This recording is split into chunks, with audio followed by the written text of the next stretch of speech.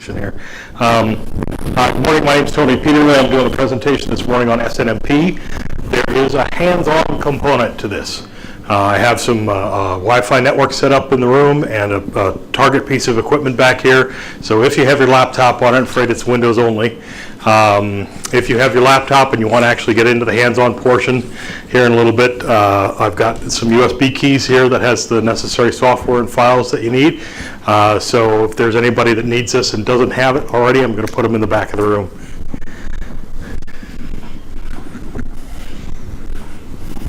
You got yours? Done with that? Okay. Super. Okay. All right, everybody, welcome back. My name is Jason Knapp. I'm with WBNS Television here in Columbus. I'm part of the planning committee for the OAB conference. Introducing Tony Peterle. I wasn't sure if it was Peter or Pet. I've heard it pronounced about every way you can imagine. He's with Worldcast Systems. He's the manager of the Americas for Worldcast Systems and has been involved in radio broadcasting, both on air and in engineering for more than 40 years. He served as chief engineer in Kansas City, Wichita, and Honolulu. Honolulu, yes. Why'd you come back here? The short answer is 9/11. But I also spent many years as a traffic watch pilot, logging over 8,000 hours in command time. Yep.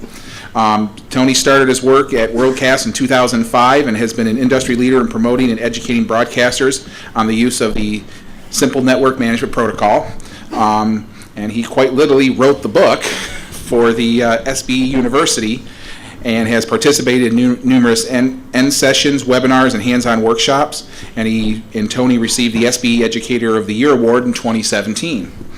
So we're pleased to have Tony here with us today. This is being recorded and will be up posted on the OAB website to be able to watch later. And you've already got the internet Wi-Fi info, so yep. Here's Tony. We'll get more into it. Thank you.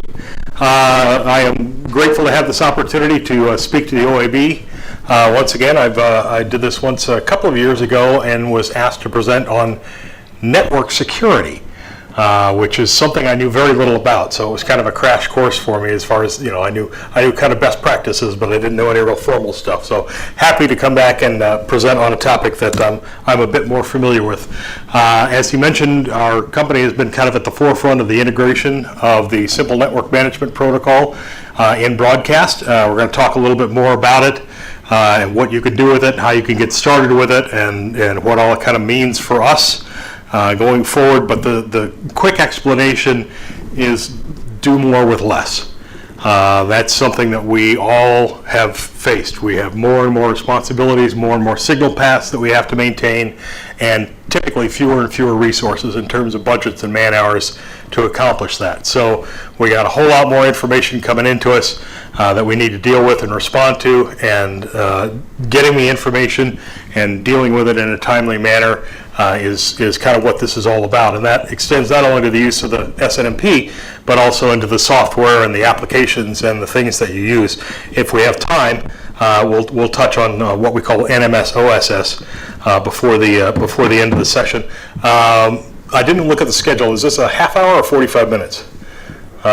Anyway, let me know along the way if I'm getting close.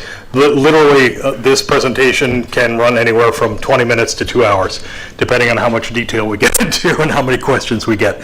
So, in short, the basics of SNMP is it's another way to connect to equipment and get information and control equipment. Of course, for many, many years, we've had the traditional hardwired I/O. My first broadcast remote control in Wichita was, I think it was an MRC, one of the ones with the push buttons, and we had a hardwired pair, a dry pair out to the transmitter, and then we got the data back on the subcarrier. So remote control has evolved significantly, particularly with the introduction of IT. But whatever kind of remote control you have, hardwired I/O, what we call pinball logics, door closures, smoke alarms, temperature readings, relay closures, that kind of stuff, that's always going to be part of it. There's certain sort of hard physical things at the site that we need to monitor, and the relays and contact closures and things like that are the only way to go. Now, a number of years ago, they started doing data and commands and stuff for broadcast equipment on RS-232. So that's a protocol that's still in use. The big exposure that we got on that was the Harris Platinum Z-Series, the Z-Series transmitters for FM when IBOC was first coming out. Those used only RS-232. They didn't have a way to do command and control with SNMP. So SNMP brings a couple of different things to the table. First off, it greatly expands the number of things that we can talk to. Because SNMP has been around for 30 plus years. It is everywhere. Almost everything that has a network port supports some version of SNMP to some degree. And so not only the broadcast equipment, and broadcast has been growing into SNMP over the last decade or so, but it's been around in HVAC systems and IT systems, and how critical are the IT systems now? You know, we've got routers and switches and firewalls and all this stuff that we have to keep track of. You can't wire, you know, pairs to those and find out what the stats are or reset it. That's just not available. You've got to do it over the network. And they all spoke, in fact, that's how SNMP came about, was as they were developing what we now know as the internet, they needed ways to address routers and gateways and things at far-flung edges of the network, to change settings and see statistics as they were trying to make this whole new concept work. So SNMP was the protocol they invented to do that. It's been around for a long, long time, and it's a very simple, very lightweight protocol, simple text. So it allows us to control and command stuff over the network, which means that no longer does the control unit have to be physically close to the equipment that we're monitoring anymore. So with SNMP, any place you can touch with a network address, provided you have the right ports open and the permissions allowed, any place on the network you can reach out and get information and control things remotely.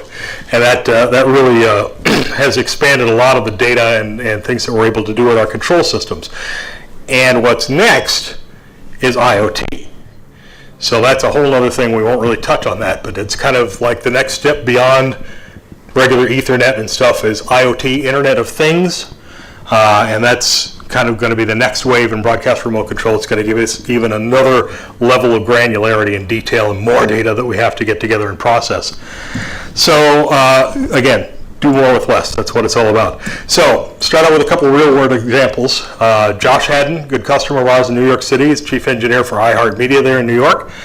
He is a very, very busy guy. I forgot the joke. I sent this when I first put this presentation together. I sent it to Josh and he said, he said, that picture, I look like I'm 12 years old. He says, you have anything? I say, okay, send me, something that shows me you at work. That would be a good thing. So that's the picture that he sent. So Josh, no matter what form Josh takes in any given day, Josh is a fairly busy guy and his team. They have got transmitter facilities, their main one at Empire State Building. They have a backup facility at 4 Times Square on the other side of Lower Manhattan. He's responsible for the full backup facility they have in New Jersey, duplicates all their studios and everything. He does building management. His engineering team monitors even the security and elevator access, swipe cards, and all that stuff. So he has got a lot going on in the number one market in the United States. Very, very high dollar, very, very lots of pressure. So anything Josh can do to kind of make things easier for him and his team, he's happy to expand that. Now, one of the ways he was able to use SNMP to accomplish that was in changing transmitter sites. So things have to be shut down at Empire for whatever reason. They're going on the antenna to do work or whatever. They've got to move operations. So prior to using the SNMP protocol, these are the steps that Josh and his team would have to go through to change operation from Empire to 4 Times Square for one of his stations. Then we'd have to repeat that 3 more times for the other 3 FMs to move their operations over to the backup site. So once we developed this software for iHeart, what we call Script Easy, and it really is very powerful and easy to integrate SNMP. He was able to set up a network where his 2 control units and Empire and 4 Times Square are constantly sharing information back and forth, which allows them to do some automatic switching.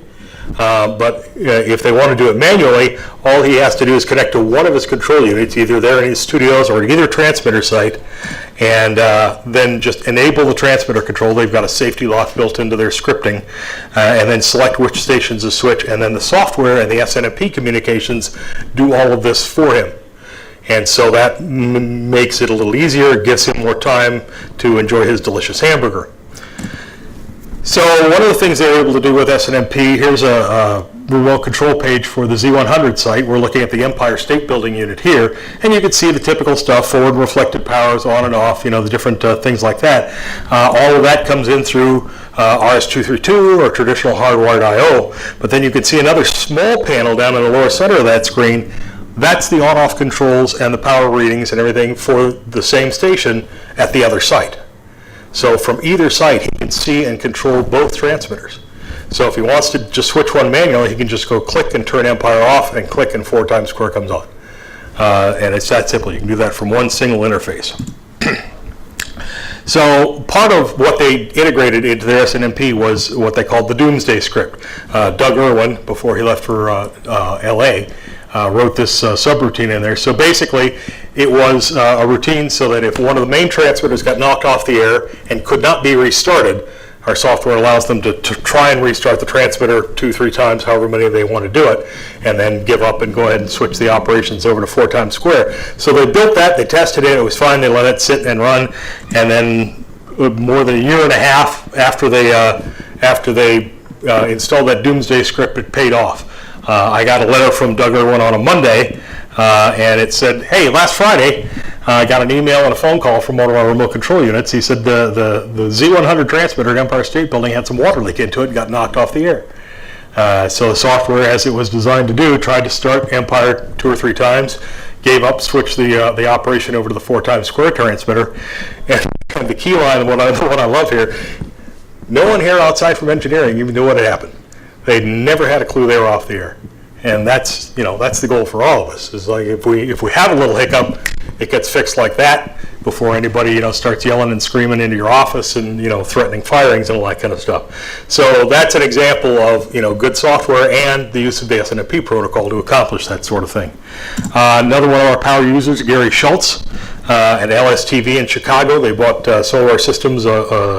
This would be like 2008, 2009. He really embraced the use of the SNMP protocol. They had Harris ATSC transmitters, so he could get a lot more detail and accomplish a lot more than he could with any other system that he had. And built these display screens. About 90% of the information and the data that you see on these screens is being obtained from the transmitters via SNMP. So again, it allows you to get into a lot more detail. There's a lot more granularity, a lot more information available with SNMP than typically any manufacturer could offer through hardwired connections or any other interface other than maybe their embedded website. He was also able to use SNMP to do a grid scrub procedure on his SKIATs. Rather than having to run back to the transmitter and bump the power up, a little bit here, he could build an SNMP control that would do that for him automatically over a period of an hour, or however long he wanted to make it last. And then you can integrate in the software. You can integrate the information and the controls from SNMP alongside the ones that you get through traditional hardwired or any other kind of I/O. And that's kind of the secret of the end game, is that getting the information via SNMP is great. It's useful, but in order to not add more stuff that we have to do, it's important to be able to share that information alongside all of the other hardwired stuff that you get, both downstream to the equipment that you're controlling and upstream to any kind of a network monitoring software, anything you might have as a supervisory platform over all your sites. So LS liked their system so well that when ABC in 2015 farmed out their program switching for their O&O stations, they farmed it out to Encompass Digital Media in Atlanta.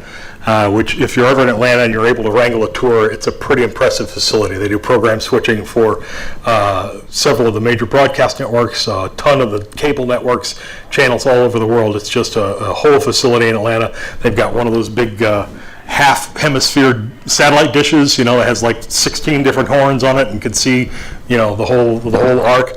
And room after room after room of screens and monitors and tracking software. So ABC asked us to put in a control system because in addition to the program switching, Encompass was going to be responsible for the transmitter operation when the local markets were not staffed. And so they needed to be able to see the forward power and turn the transmitter off if the SCC should request it. So it had to be pretty basic, but it had to be up and running very quickly. They had a short timeline on this. They did not want this new system to interfere with any of the existing remote controls in any of the markets. So SNMP was really the only way to go, so we didn't run into problems with bridging multiple analog inputs off of a power reading or something like that. So SNMP was good for that. Basic readings, on, off, raise, lower commands, very easily available. And that we were talking about 8 markets, 11 sites, and 19 transmitters total that we went into the system. Took us about 2 days to program everything and get it all working. We're working from the top of the Willis Tower in Chicago. And just out of curiosity, the 8 markets where ABC actually owns and operates the radio stations, 6 of them you would probably expect. There's 6 major markets, obviously. New York, Los Angeles, San Francisco, Chicago, Houston, and then, let's say there's 3 more. Fresno is in there, and also I think Charlotte. So it was kind of a little odd. You would expect, Philadelphia is another one they had. So we had to put all this control and command together and present it to a central access point in Atlanta, again, in a very non-intrusive form to where they didn't have to really pay attention. It would be very obvious to the operators there, and you'll see why that's important here in a moment. It'd be very obvious if something goes wrong. So we were able to put it together. Almost all of the Harris, the transmitters were Harris. The Platinum, they had Diamond and Maxiva transmitters as well, 1 power CD, but they all had similar what we call MIB structures. The structure of the commands and the data that you could get with SNMP was similar. So it was fairly easy for us to program it up. Now that, at the bottom, that long string of numbers is what we call an OID, an Object Identifier. And we'll tell you about that, but that's kind of like the address to find or control a data point in SNMP is an OID. So we put together the control interfaces. All of them are very consistent, followed the same sort of pattern with the forward and reflected power for the main and the backup transmitters and the basic controls and status indicators. So all of that, again, is being done with SNMP. And we were able to customize it into the software. Obviously, that's kind of a generic one for Willis, but Houston wanted things a little bit differently because they had 3 transmitters, and they typically refer to them as Mickey, Minnie, and Goofy, because it's Disney.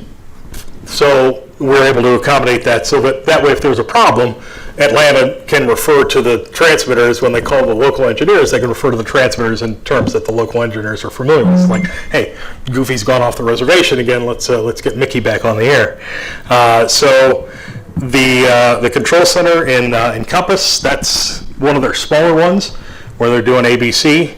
They have the little kind of cone of silence, spherical speaker spheres over all of the workstations, and then you can see all of the different program feeds at different points in the network and the distribution chain. And then in one part of it, you can see that screen with all the green there, kind of in the bottom center of that section. That's a screen from our network management software called Broadcast Manager. So that has 8 boxes on it for the 8 markets. And if anything goes wrong with any of the transmitters in any of those 8 markets, that box will turn red. Plus, the software can play a sound in their control room. And I think they chose the kind of like something very obvious so the operators would know to pay attention to that screen and drill down and find out what's going on. Quick reminder, if you're going to do the hands-on portion, that's the Wi-Fi network that you need to hook up to. We'll get to that here shortly. So SNMP allows you to do some pretty interesting things. We put in a couple of years ago a new audio distribution network for the NBA. They put in codecs or IP codecs in all of their flagship markets. So in total, we're feeding to Secaucus, which is their main headquarters in Secaucus, New Jersey. We're feeding 42 different program streams from all the different markets. Some markets have both English and Spanish feeds, obviously. So all of those feeds come in from all the different markets into Atlanta. That's no problem. They're decoded to audio for the regular distribution network there. No problem. The receiving codecs can also forward a copy. So you can send a stream and decode it at a place and or send that stream onto another destination intact. And so that's what they were able to do with Akamai. They use DVO transcoders, so each one of those 42 streams is decoded to audio, plus a copy is forwarded on to Akamai, and that's their distributor that puts it in the NBA apps, so you can get all the out-of-market games and stuff on your mobile devices. But that and SNMP also allowed us to do something interesting, because obviously in their network control center, they want to be able to listen to the audio coming in from any of the markets to make sure everything's okay, make sure there's no problems. So rather than put in a whole audio switching network and the matrix and this, that, 1x42 or what have you, we just installed another codec in there not connected to a pair of speakers. And using SNMP, that codec can request an additional copy of any one of the 42 streams to be forwarded to it and play out the speakers. So using the software, it could ask for whichever audio from whichever market they wanted to hear. And it's all done in the virtual realm. And so it's like a virtual audio switcher. And we were able to build this control panel that they can see. And now, since this was designed, now we have support for web views too. So you can do this on a web browser that you can see on any device that supports HTML5. So that gives them an indication, A, of all of the streams coming in from all the markets, and gives them the buttons to push to say that's the one I want to listen to now, and then shut it off when they want to. So it gives them an easy way to quickly check all the things, and SNMP was really the most efficient way to accomplish that. Another thing it allowed us to do was we went to test our mobile Sure Streamer.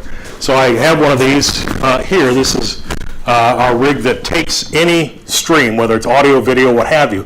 One of my first tests with this type of rig was in Mexico City, where we were broadcasting live streaming video from a studio truck rolling through the streets of Mexico City on Mexican 4G. Now, we had to ramp down the bit rate quite a bit because, like many providers, maybe even more so, the Mexican cellular data said, oh yeah, that 4G connection, you're going to get 3 megabits a second, no problem. And you go and run a speed test on it, it's like, yeah, not really, no. Maybe 750 kilobits. So once we got the bit rate of the video down to where it would fit within the available bandwidth, worked like crazy. And that's actually our target device that we're going to be working on later today, is the rack mount version of that mobile Sure Streamer. So what it does is it takes a stream and it makes duplicate copies of it and sends them out over, in this case, 2 different 4G providers. So I've got a Verizon card in here and an AT&T card. So when I was doing one of the original tests, we wanted to test it in the area where the cellular bandwidth was contested, where there were a lot of people using their cell phones, and I could think of no better place than outside a Dolphins game in Miami. We had 65,000 people in the stands when they were playing the Titans, and there are maybe 5 of them that are paying attention to the game. Right? This is Miami. It's all about who's in the clubs and who's doing here, so it's all about the selfies and posting and all that kind of stuff. So very contested bandwidth around that stadium during a game. And this, by the way, performed flawlessly. I did a whole game. We didn't lose a single packet of audio. So I was sending the audio from the site, sitting on top of my car there, to the receive site, which was in Belfast, Northern Ireland. And it's like, well, this is great. I can hear the audio coming back from Northern Ireland. It's fine. But we really wanted to see what the details were. How many packets are we losing? What are the bit rates? Are there any problems, glitches, anything like that? Loss of connection events. So again, SNMP. I was able to use our remote control device that we have online in Miami. With SNMP, I could query the receive codecs on the receive end in Belfast and have this screen that I could pull up on my phone. So I could see immediately we were sending 4 streams, 2 on each provider, just to hedge our bets. And we could see the number of drop packets on each of the individual feeds. And then with the SureStream, the combining thing that makes it more reliable, you can see at the top we had no loss of connections and no packets dropped during the course of the broadcast. So, and I could use set controls to change the profile or reset the statistics from the field. So it was very, very useful. So we've been able to communicate over TCP/IP for some time with equipment, embedded websites, and what have you. With SNMP, there are 2 basic commands. There's a get and a set. So obviously, you get data, and then you can treat that however you like. You can display it as a meter, you can display it as text, because the data in an SNMP object can be almost anything. It could be a floating point number, it could be an integer, it can be an IP address, it could be a text string, you name it. So you have to be able to accommodate and deal with different types of information. So SNMP is the set. Then you can control things, turn things on and off, change frequencies. In the case of our demo unit, we're going to be changing connection profiles. So the basics of it, standardized protocol. It started right around 1988 for computerized equipment. It's UDP based, and the terminology in base is the controlling equipment that's sending the commands and requests for information. That's called a manager, SNMP manager. The software in the equipment that is responding to those requests and commands is called the SNMP agent. And then the data objects, each one is assigned an object identifier. And again, that's what a typical object identifier looks like. In case you're interested, this is written in abstract syntax notation 1. Woo! So we'll walk down a little bit about what all these numbers mean, but most often the first six numbers, the 136141, are going to be the same in almost every object identifier that you encounter when you start playing around with SNMP. The number that follows the 136141 is the manufacturer ID, and that's trackable. So if you get a manufacturer ID, you can actually go to the databases and find out who that belongs to, who the manufacturer was that wrote this MIB file, this OID that you're looking at. And then the rest of it we'll talk about here later. So again, you've got the get command, which has a couple of different variations: get next, get bulk if you want to get a section of the information, set commands, and then the responses that come back. Traps are alarm messages. The traps are the only message in SNMP that is generated by the agent. Everything else the agent does is in response to a query from the manager. The agent is basically the alarm. If something goes wrong in the equipment, it will send an SNMP trap to the designated manager, and then you can, react to that by sending an alarm or whatever.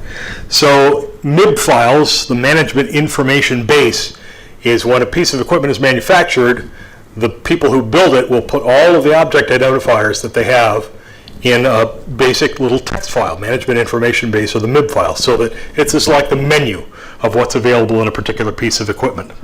So some of the numbers in those long OIDs represent branches on this tree. When you look at a MIB file in a MIB browser, it comes out like this directory tree structure. It makes it a lot easier to navigate around and find the information that you want. But the MIB file itself is just basic text.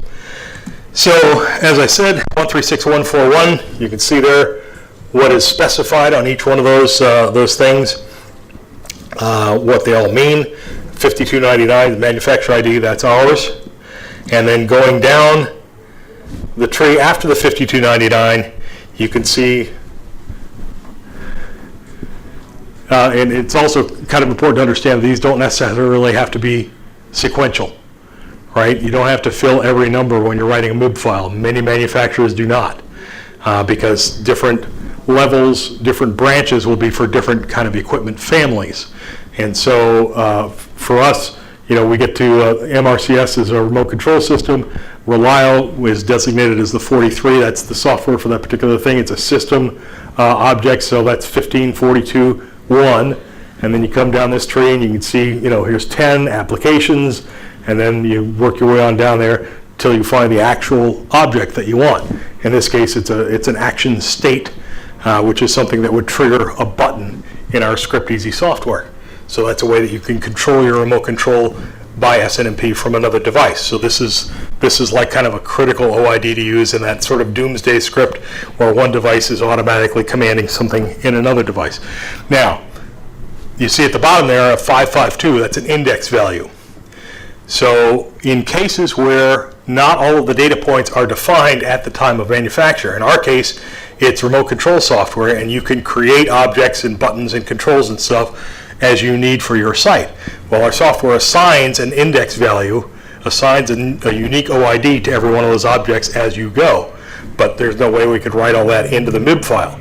So that's where index values come in. So an OID can have one or more index values that will specify a specific instance of that type of object in the equipment. So a generic button in ScriptEasy ends with the 441.3. That specific button in that specific script has an index value of 361. So you'd have to add that onto the end. If we have time, we'll get into a little bit of that. Has anybody checked to see, do I have 15 minutes left, or is it? Okay, all right, so we'll bang through this as quick as we can. So we're going to get into it now. So if you have your MIB browser, you can actually get into it and see what's going on. I'm going to close this down. Kind of wishing I had a mouse pad, because I hate using my touchpad. So we'll close this down here and we'll open up the MIB browser.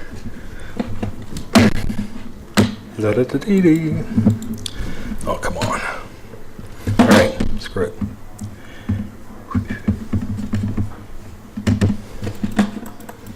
Can't see anything. All right. So, there we go. All right, so here's our MIB browser. And we have also, I'll zoom this in, so don't panic.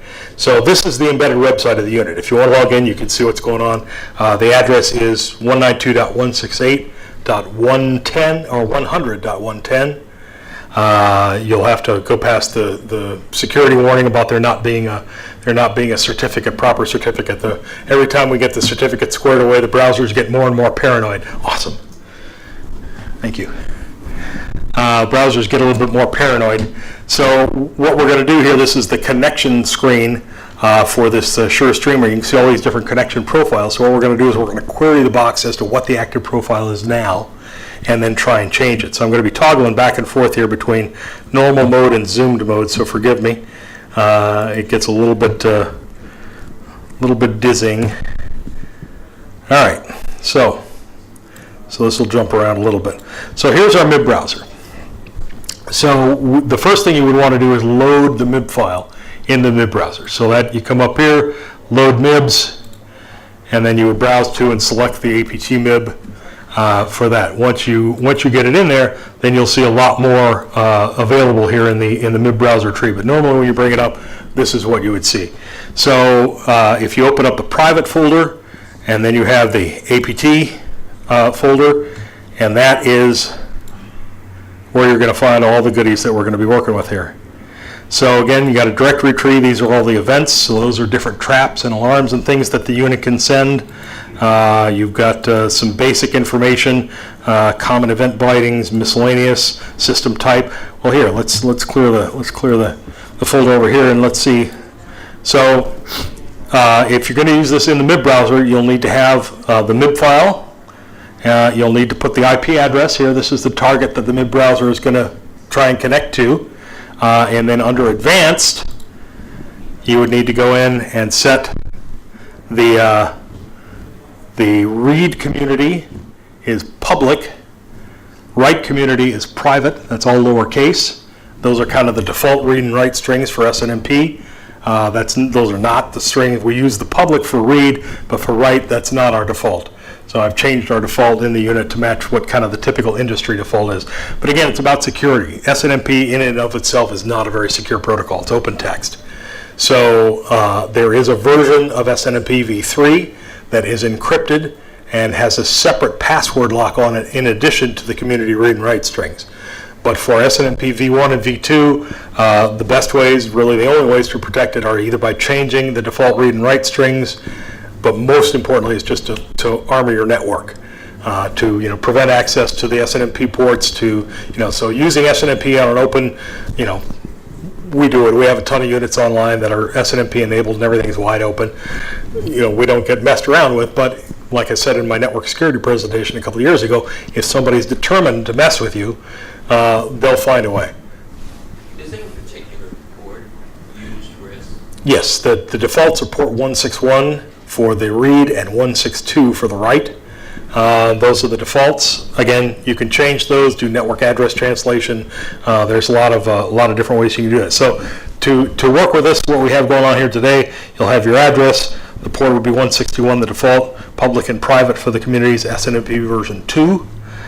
And now we can say, all right, here's system type. We go up here, we can see the OID that we've selected is here, and here are our operations. So if I select a get operation, it comes back with the information. That's a Sure Streamer. Okay, well, I knew that. What's the serial number on that unit? I don't know. Let's say the get command. Why, look, it's serial number 39. So if somebody looked at the back of that, they'd see the number 39 on the sticker. More importantly, that's what's in the software. What's the CPU load right now? How busy is that processor? No, it's only 1,400% busy. So another thing about SNMP is the data can come back in many, many different forms. Not only text, alphanumeric, but one of the first things I queried was a server we had in our office in Miami. One of the first things I queried is like, all right, how much disk space is occupied?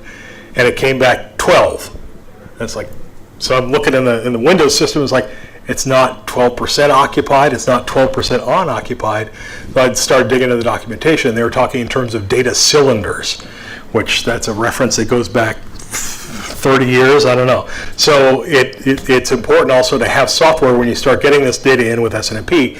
It's important to have software that can translate, interpret, and help you interpret what's going on, present it to you in a more understandable form, like percent or kilobytes or what have you. I could reboot the unit remotely. In the MIB browser, you'll notice some objects have a leaf, other objects have a pen nib. So the leaf is read-only. That's a data point that you can retrieve but not control. The pen nib, you can see, is read-write, and that actually in the description of the MIB browser, it tells you about that particular object. It's an integer, it is a read-write, it's current, which means it's updated, and then you can see set to 1 to reboot the unit. So if I were to do a set command on that with an integer value of 1, I would reboot that control. So what we're actually going to work with here is the active profile number. I'm going to clear this for now. So again, we can look at it and say, what's the current active profile? Well, it comes back and says 1. Tells me it's an integer, it says 1. So if we come out of zoom mode and I look at my web browser, I can see that yes, in fact, 1 is the current active profile. So if I want to change that, we'll go back to the MIB browser and zoom it in again. We'll do a set command. So boop, boop. All right, so that's the profile. We know it's number 3 now. So if we want to do a set command, we select set, and it's going to pop up this menu saying, okay, you want to do a set command on this object. What type of data is it, and what's the value you want to set? So you can see from the drop-down menu here the number of different types of data that can be contained in an OID. So there's a whole lot more going on here than probably we will ever mess around with. But in our case, for right now, we're going to set an integer value, and we're going to set it to, let's say, 3. And we hit that, it comes back and says set succeeded. So now if I go back again, look on my web browser, where are you? Log in again. The other thing about SNMP is sometimes you have to do a little detective work. Sometimes, again, the value of the data that you get back just doesn't make any sense, and you have to kind of sort it out in your head. So you can see now we've got value 3 set. If we go to the connection configuration, we'll see now we've got all these different streams. Now we also have objects where you can enable and disable any of those individual streams in that configuration. That's what we did for that SNMP thing. So the stream to forward to the NOC speaker codec is always in the profile. We just use the SNMP to enable and disable the streams as we see fit. So now you can see that we've done the work, and we've gotten our profile changed using SNMP, and we can confirm that if we go back to this one, zoom in once more, and say, all right, what happens if we do a get command on that same object? It's 3. So we could do that with any of the objects that we see in the MIB tree that have that pen thing on them. So it really is just like hooking up a button to it. Once you understand how the software works and how to set integer, how to do the value, you can reach out and touch anything and get the data from anything. It's a very, very flexible tool in terms of getting the information that you need. I'm going to go back to the presentation. I've got probably 40 slides. Like I said, I could do more on this, but that's our target for the day is the Sure Streamer, and basically I think what the rest of this is going to show is just the what I've just gone through is in terms of setting the data. So the specifics. So import the APT MIB file, which you've seen. Enter the IP address. Under advanced, you set the SNMP public and private and the version 2, and then do your thing. So just to go through very quickly some of the things that we can go on to it. Normally when you look at the MIB files in a text browser, you'll find that they truncate the object identifiers rather than write out the entire multi-number string for each of the object identifiers they identify in the MIB file. They'll use it as an extension of the previous object, so they'll establish a branch of the tree, and then all of the other object identifiers on that will be this branch 1, this branch 2, this branch 5, whatever order they want to do it. Imports, there's standard MIB files that do things like define what is an integer, what is a timestamp, et cetera, et cetera. Those are out there and are relied on heavily by a lot of the manufacturers, so they don't have to reinvent the wheel every time they write a new MIB file for their equipment. So that's just more about the commons. So designing control panels to display the SNMP information. The tools that you're going to need, we'll look at that. These are some of the books that I first started learning about SNMP on back in 2006, 2007. Essential SNMP is a good one, Understanding SNMP MIBs. Some of these are out of print now, and they're all on the presentation, so you don't have to write anything down now.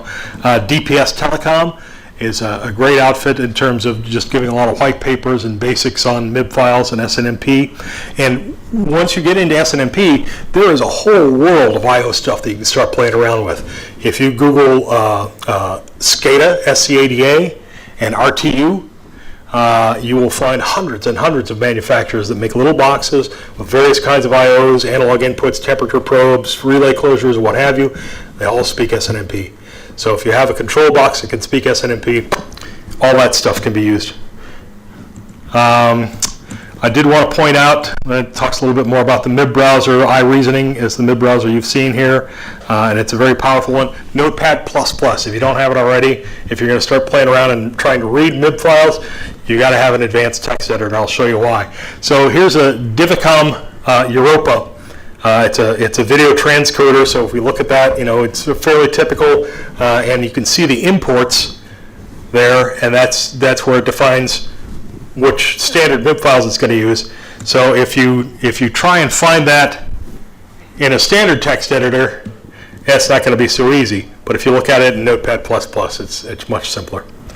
I'm getting the time sign. We're going to wrap this up here. That's a 5-air microwave length I played around with. That MIB file runs 288 pages in a text editor, so that's not something you're going to want to crawl through manually. That's very important to have the MIB browser so you've got the directory tree structure and can find what you want. So that talks a little bit about index values. Walks is another operation the MIB browser can do to retrieve a section or the entire MIB file. It can query every object in the MIB file if you want. That's a Liebert HVAC system using SNMP, Toshiba UPS system with SNMP. So that was very easy. The Nautels, the Harrises, Roden Schwartz, everybody speaks SNMP. Let's see, there's getting an OID from a Nautel and confirming what I was seeing on the SNMP interface with the Nautel GUI. So advantages of using SNMP. You can save a lot of time or effort. Rather than hardwiring a lot of connections to get a lot of data, it's all available on the network. You can monitor and control systems that we couldn't in other ways, like IT systems, very critical stuff. More and more broadcast equipment. I can't remember the name of the company that makes the RF meters, inline RF meters, not Bird, but the other one. Sorry? BDI, that's the one. They've got a lovely little inline RF meter, forward reflected power, speaks SNMP. So rather than running analog cables through the facility where they're going to pick up RFI and all that stuff, you just hook up a network cable and you've got it. Greater variety, much greater detail of information, and you can control, monitor everything anywhere on the network, wherever you happen to be. And very useful, I will encourage you, if you're looking into this, that if your remote control equipment supports SNMP as an agent, then that allows you to get all of the information that's in that remote control upstream into network management software, other control systems, or whatever. So downstream control is great. Best to have that and upstream communications with SNMP as well. Do more with less. That's what it's all about. So I've been at this for a decade or more. If you have questions, if you want to get started with something, if you have seeing things that you don't understand or want some recommendations or thoughts or what have you, always happy to help out. And I thank you very much for your time.